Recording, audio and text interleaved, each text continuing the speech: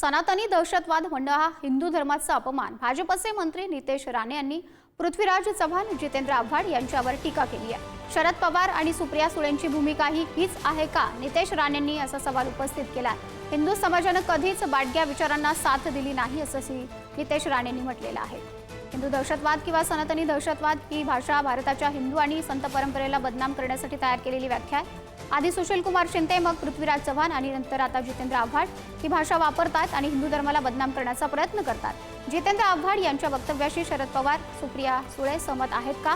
राष्ट्रवादी शरद पवार गटाची हीच भूमिका आहे का? हे त्यांनी स्पष्ट करावं असंही नितेश राणेंनी सवाल उपस्थित केलेला आहे। खोट्या निरपेक्षतेच्या नावाखाली केवळ हिंदू धर्म आणि संत परंपरेचा अपमान करायचा हाच आव्हाडांचा अजेंडा दिसतो।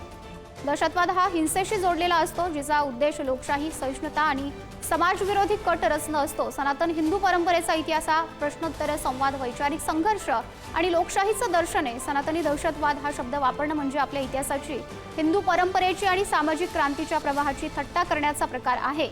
इथल्या हिंदू समाजानं तुमच्या बाडग्या विचारांना कधी साथ दिली नाही आणि भविष्यामध्ये सुद्धा ते देणार नाही, तसंही त्यांनी म्हटलेलं आहे। केवळ आपला एक मतदारसंघ सुरक्षित करण्यासाठी संपूर्ण महाराष्ट्राचं वाटोळं करू नका, असं सुद्धा नितेश राणेंनी टीका करत म्हटलेलं आहे।